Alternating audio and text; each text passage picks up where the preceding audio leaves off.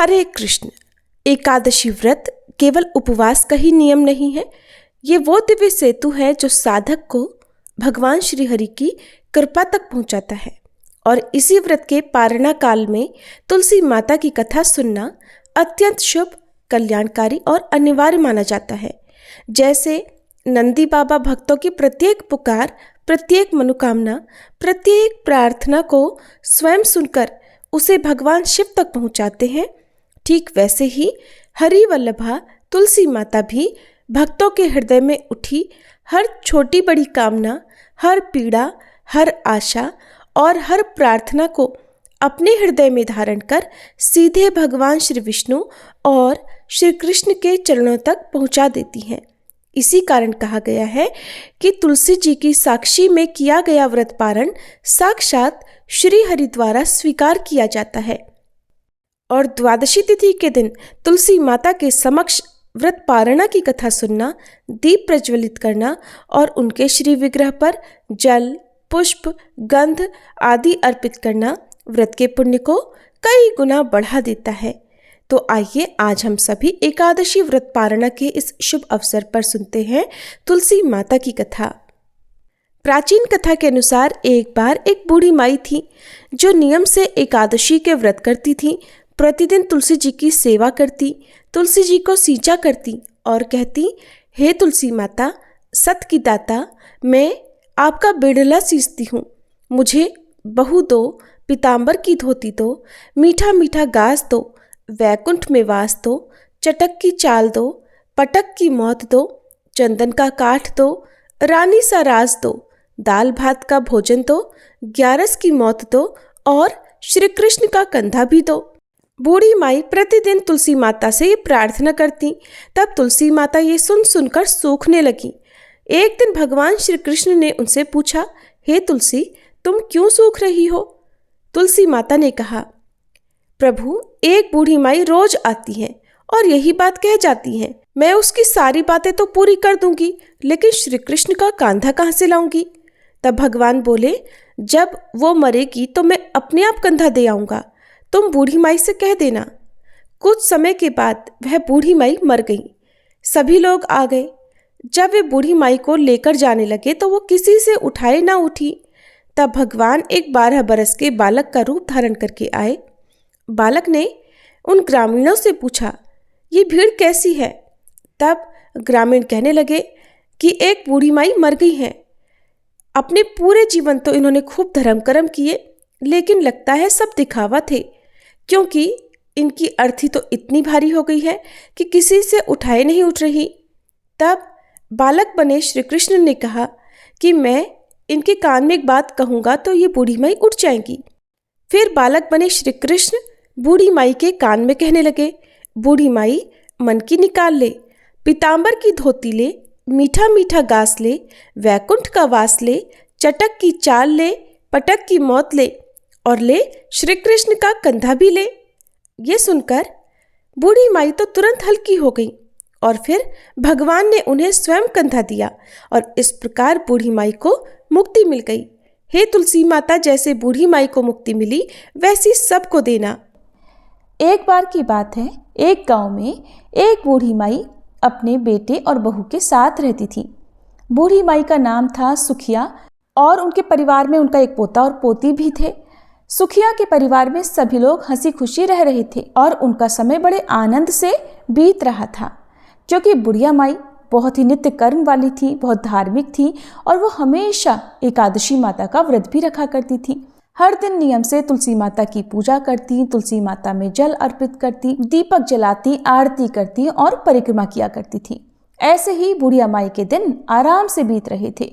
उनकी जो सखियां थी वो भी उनके पास बैठकर कथा कहानी सुना करती थी और अपना ज्ञान बढ़ाया करती थी। फिर एक बार की बात है, बूढ़ी माई अपनी सखियों के साथ बैठी हुई थी। उनके साथ उनकी हम उम्र उनकी सहेलियां भी बैठी हुई थी, जो कि संख्या में कुल 7-8 थी। वो पूरा समय आपस में बातें कर रही थी। तब उनमें से एक सखी बूढ़ी माई से कहने लगी कि सुखिया, हम सोच रहे हैं क्यों ना हम सब द्वारकाधीश चलें, और द्वारकाधीश की यात्रा करने का तो बड़ा मन हो रहा है। तो उनमें जितनी भी औरतें बैठी हुई थी जो कि सुखिया यानी बूढ़ी माई की सखी थी, सब कहने लगी, अरे ये तो बड़ी अच्छी बात है, हमें अपने जीवन में द्वारकाधीश के दर्शन तो जरूर करने चाहिए। अब देर किस बात की, चलो हम सब द्वारकाधीश दर्शन करने की तैयारी करते हैं। अब उन सखियों ने उन बूढ़ी माई से भी पूछा कि बताओ बहन, क्या तुम भी चलोगी हमारे साथ द्वारकाधीश? उन सखियों में कुछ कम उम्र की भी थी, जो उन बूढ़ी माई को माई कहकर बुलाया करती थी। बुढ़िया माई का मन तो द्वारकाधीश की यात्रा करने का बहुत था, इसलिए बुढ़िया माई कहने लगी, सखियों मैं ऐसे तो नहीं बता सकती, पहले मैं अपने बेटे से पूछूंगी और फिर उसके बाद ही मैं आप लोगों को बता सकूंगी। अब बुढ़िया माई अपने घर आ गई। अब उनका जो बेटा था, जो कि नौकरी किया करता था, अब वो सुबह से शाम को नौकरी करने के बाद जब घर आता था, तो उस दिन जब वो घर वापस आया तो बुढ़िया माई के जो पोते पोतियाँ थीं वो उनके लिए खाना लेकर गए। तो बूढ़ी माई ने उस दिन खाना खाने से इनकार कर दिया, कहने लगी, मैं आज खाना नहीं खाऊंगी, आज मेरा मन नहीं है। उधर जब बूढ़ी माई का बेटा खाना खाने लगा तो उसने अपनी पत्नी से पूछा, क्या माँ जी ने खाना खा लिया? क्योंकि वो हर दिन अपनी पत्नी से जरूर पूछा करता था। तब उसकी पत्नी कहने लगी, देखो जी, आज तो माई ने खाना खाने से इनकार कर दिया और कह रही है कि आज मेरा मन नहीं है। ये सुनते ही बूढ़ी माई का बेटा अपनी माँ के पास गया और जाकर कहने लगा, माँ क्या बात है, आज तुमने भोजन क्यों नहीं किया? तब बूढ़ी माई कहने लगी, बेटा आज मेरा बिल्कुल मन नहीं है। तो बेटा कहने लगा, माँ जी कहीं आपकी तबीयत तो खराब नहीं है? अगर कोई परेशानी है तो मुझे बताओ, मैं अभी आपको वैद्य जी के पास लेकर चलता हूँ। बूढ़ी माई कहने लगी, नहीं बेटा मुझे कोई परेशानी नहीं है, तुम परेशान मत हो, बस मेरा मन तो द्वारकाधीश जी की यात्रा करने को कर रहा है। तब बेटा बोला, माँ खुलकर बताओ बात क्या है? तब बूढ़ी माई ने शाम को हुई अपनी सखियों के बीच की सारी बातें अपने बेटे को बता दी कि बेटा मेरी कुछ सहेलियाँ द्वारकाधीश जी की यात्रा पर जा रही हैं और मेरा भी बड़ा मन कर रहा है कि मैं भी उनके साथ यात्रा पर जाऊं। माँ की इतनी बात सुनकर बेटा बोला, माँ जी इसमें तो कोई बात नहीं है इतना सोचने की, मैं तुम्हारी यात्रा जाने का प्रबंध कर देता हूँ, तुम जरूर यात्रा पर जाना। अब तो बूढ़ी माई बेटे के मुंह से ये बात सुनकर बड़ी खुश हो गई और वह मन ही मन द्वारकाधीश जी का ध्यान करने लगी। फिर वो अपने बेटे से कहने लगी, बेटा लेकिन मुझे एक बात की चिंता है। तो बेटा बोला, माँ बताओ ना क्या चिंता है? तो माँ बोली, बेटा अगर मैं द्वारकाधीश की यात्रा के लिए जाऊंगी तो कम से कम 4-5 दिन तो मुझे लग जाएंगे वापस आने में, लेकिन उसके बाद जो आंगन में मेरी तुलसी माता रखी है उन्हें कौन सींचेगा, कौन उनकी पूजा पाठ करेगा, कौन उनकी आरती करेगा? तब बेटा बोला, माँ आप चिंता बिल्कुल मत करो, वो सारे काम आपकी बहू कर लेगी, मैं उससे बोल दूंगा, वो आपकी तुलसी जी की पूजा कर लेगी। अब सुनकर तो बूढ़ी माई निश्चिंत हो गई। फिर वो कहने लगी, ठीक है बेटा। और अगली सुबह बूढ़ी माई बहुत खुशी से द्वारकाधीश जाने की तैयारी करने लगी। बूढ़ी माई का बेटा इधर अपनी पत्नी से बोला कि सुनो भाग्यवान, मेरी माँ तो द्वारकाधीश की यात्रा पर जा रही हैं, इसलिए मेरी माँ के लिए तुम काजू बादाम के अच्छे से लड्डू बना दो ताकि रास्ते में मेरी माँ को कोई परेशानी ना हो। अब जो बूढ़ी माई की बहू थी वो मन ही मन सोचने लगी कि मुझे तो ये एक दिन के लिए भी मायके नहीं जाने देते, कहते हैं यहाँ पर सारा काम बिगड़ जाएगा। अब देखो अपनी माँ को 4-5 दिनों के लिए यात्रा पर भेज रहे हैं। चलो माँ जी दर्शन करने के लिए जा रही हैं, ये तो ठीक है, अब उनकी पूजा का काम भी मुझे सौंप कर जा रही है। बूढ़ी माई की बहू तो कुछ कह नहीं पा रही थी, लेकिन उसने मन ही मन एक साजिश रची। उसने अपने पति से तो कह दिया कि ठीक है, मैं माँ के लिए गोंद गिरी और बादाम काजू के लड्डू बना दूंगी और उन्हें एक डिब्बे में भरकर माँ जी को दे दूंगी। अब बेटा तो निश्चिंत होकर सुबह नौकरी पर चला गया।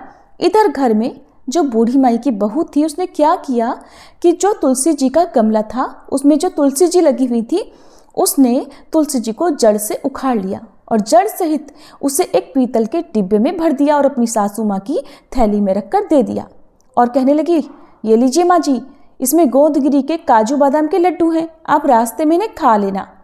और फिर बूढ़ी माई अपने बेटा बहू को आशीर्वाद देती हुई अपनी तीर्थ यात्रा के लिए चलते समय अपनी बहू से कहने लगी, बेटी घर में मेरे पीछे तुलसी जी का ध्यान रखना। तो बहू बोली, ठीक है माँ जी, आप बिल्कुल निश्चिंत होकर जाइए। अब बूढ़ी माई ने तो आशीर्वाद की झड़ी लगा दी, खूब भर भर कर अपनी बहू को आशीर्वाद दिया और कहने लगी, बहू ने तो मुझे काजू बादाम के लड्डू बना कर दिए हैं, दूधो नहाओ पूतो फलो, लाखों में बैठो करोड़ों में उठो, दिन दूनी रात चौगुनी तरक्की करो। उनके मुंह से तो अपनी बहू के लिए आशीष फूट रहे थे और सौभाग्यवती रहो, मेरे बेटे का काम अच्छा चले। इस तरह के न जाने कितने कितने आशीर्वाद देती हुई बूढ़ी माई बहुत खुशी खुशी अपनी सखियों के साथ जा मिली। अब सारी सखियां और बूढ़ी माई द्वारकाधीश जी की पैदल यात्रा कर रही थी। यात्रा करते करते जब वह थक गईं तो उन्होंने एक जगह देखा जहां पर वह विश्राम कर सकते थे। तो सब लोगों ने अपना खाना पीने का जो सामान था निकाला और सारी सखियां मिलकर बैठकर खाने लगी और विश्राम करने लगी। तब बूढ़ी माई ने भी अपना डिब्बा खोलकर देखा तो उसमें तो घी से बने काजू बादाम के लड्डू भरे हुए थे। अब बूढ़ी माई ने आधा लड्डू खुद खाया और आधा लड्डू सभी सखियों में भी बांट दिया और भगवान को भी भोग मन ही मन लगा दिया। अब सारी सखियां कहने लगी, अरे सुखिया, देखो तो तुम्हारी बहू तुम्हारा कितना ध्यान रखती है। तुम्हारी बहू ने तो तुम्हारे लिए घी के लड्डू बना कर दिए हैं। तुम्हारी बहू तो बड़ी अच्छी है, देखो तुम्हारा कितना ख्याल रखती है। बूढ़ी माई भी मन ही मन अपनी बहू की तारीफें कर रही थी, साथ ही साथ तुलसी माता को भी याद कर रही थी। चलते चलते वह सारी सखियां अब द्वारकाधीश पहुंच गई। जब वे वहां पर पहुंची तो उस समय शाम हो रही थी। शाम का समय था तो वहां पर दर्शन करने के लिए बहुत लंबी भीड़ भी लगी हुई थी। इतनी लंबी लाइन देखकर द्वारकाधीश जी के दर्शन करने के लिए तो अब बूढ़ी माई मन ही मन सोचने लगी और आंखें बंद करके ध्यान करने लगी कि प्रभु जी, इतनी लंबी भीड़ है, अगर आज मुझे आपके दर्शन नहीं हुए और कपाट बंद हो गए तब तो मेरा यहाँ आना ही बेकार हो जाएगा। बूढ़ी माई मन ही मन द्वारकाधीश जी से प्रार्थना कर रही थी कि प्रभु, एक बार जीवन में मुझे दर्शन करने के लिए दे दो। मैं तो बहुत दूर से आपके दर्शन के लिए पैदल चल कर आई हूँ। हे प्रभु, मैं तो आपके दर्शनों की प्यासी हूँ। मन ही मन ध्यान करने के बाद बूढ़ी माई ने आंखें खोली तो क्या देखा कि एकदम से चमत्कार हो गया। वो जो लंबी सी लाइन लगी हुई थी उस लाइन में वो सबसे आगे खड़ी थी और सामने खड़े थे द्वारकाधीश जी। ये देखकर बूढ़ी माई की तो हैरानी का ठिकाना नहीं रहा। कहाँ तो वह भीड़ की लाइन में सबसे पीछे थी और कहाँ ये चमत्कार हुआ कि वो लाइन में सबसे आगे आ गई और पंडित जी सबका प्रसाद चढ़ा रहे थे। तब बूढ़ी माई ने अपना डिब्बा खोलकर देखा तो उसमें एक लड्डू और एक तुलसी जी की पत्ती भी रखी हुई थी। अब बूढ़ी माई ने वही लड्डू और तुलसी जी की पत्ती द्वारकाधीश जी को चढ़ाने के लिए यानी भोग लगाने के लिए पुजारी जी को थमा दी। फिर मन ही मन बूढ़ी माई सोचने लगी, हे प्रभु, यहाँ तो एक से एक अमीर सेठ आए हुए हैं, महंगे से महंगे भोग आपके लिए लेकर आए हुए हैं और मेरा लगाया हुआ भोग तो एकदम साधारण सा है। भला द्वारकाधीश मेरे लगाए हुए भोग को कहाँ स्वीकार करेंगे? पता नहीं मेरे लगाए गए भोग का नंबर आएगा भी या नहीं। मन ही मन वह द्वारकाधीश जी को याद कर रही थी कि हे प्रभु, मेरे भी लड्डू का भोग लगाओ ना और मुझे निहाल करो। ऐसी प्रार्थना करने के बाद बूढ़ी माई ने आंखें खोली तो उनकी आंखें आश्चर्य से फैल गईं। क्या देखती हैं कि द्वारकाधीश जी के हाथों में जो लड्डू था ये तो वही लड्डू था जो बूढ़ी माई ने भोग लगाने के लिए पुजारी जी को दिया था। साथ में तुलसी जी की पत्ती भी थी जो ठाकुर जी के हाथ में थी। अब तो ये सारा दृश्य देखकर बूढ़ी माई बड़ी प्रसन्न हुई और गदगद हो गई कि प्रभु ने मेरा भोग स्वीकार कर लिया। तभी जो द्वारकाधीश जी के पुजारी जी थे वो सभी को प्रसाद बांट रहे थे तो उन्होंने बूढ़ी माई को भी प्रसाद दिया। बूढ़ी माई ने वह प्रसाद अपने आंचल में ले लिया और हाथ जोड़ लिए। फिर वह प्रसाद लेकर सोचने लगी कि ये प्रसाद मैं अपने घर लेकर जाऊंगी और घर जाकर मैं अपने पोते पोती और अपने बेटे बहू के साथ मिलकर ग्रहण करूंगी। ये सोचकर पुजारी जी ने जो प्रसाद दिया था उसे बूढ़ी माई ने अपने डिब्बे में रख लिया और दर्शन करके प्रभु को धन्यवाद करके बूढ़ी माई बाहर आ गई। बाहर आई तो बहुत देर तक अपनी सखियों का इंतजार करने लगी। बहुत देर के बाद दर्शन करने के बाद जब उनकी सखियां वापस आई तो कहने लगी, अरे बड़ी घबराहट हो रही है, बड़ी भीड़ थी, हमें तो सही से द्वारकाधीश जी के दर्शन भी नहीं हुए। इतनी दूर से चलकर आए हैं, इतनी देर तक लाइन में लगे और अच्छे से दर्शन भी नहीं हुए। इतनी धक्का मुक्की है लेकिन हमें दर्शन ठीक से नहीं हुए। तो कोई कहने लगी, अरे मुझे तो थोड़े थोड़े से दर्शन हुए थे, बहुत भीड़ है। अब सारी सखियां अपने आपस में मिलकर परेशानियां गिना रही थी लेकिन बूढ़ी माई मन ही मन मुस्कुरा रही थी।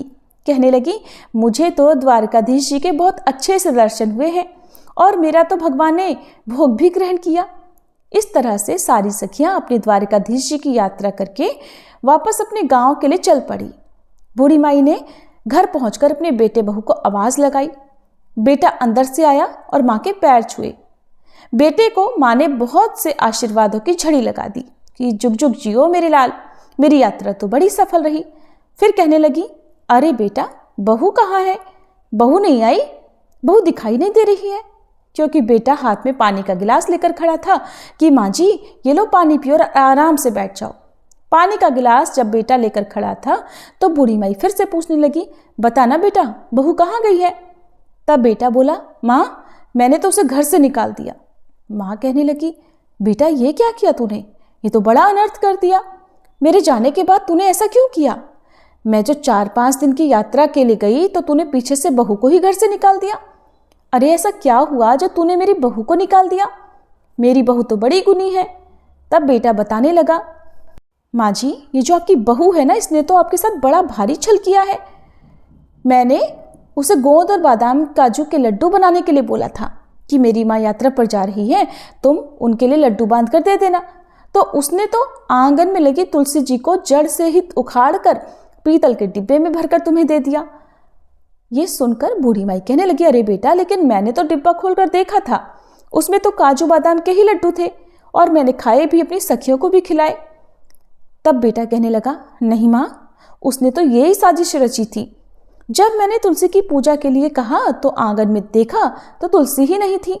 फिर मैंने उससे पूछा कि बताओ तुलसी कहाँ गई? तो उसने मुझे सारी बात बता दी कि उसने जलन में आकर तुलसी जी को उखाड़ कर डिब्बे में बंद करके बूढ़ी माई को दे दिया था, क्योंकि वो द्वारकाधीश जी की यात्रा के लिए जा रही थी और अपनी तुलसी सेवा का काम मुझे सौंप कर जा रही थी।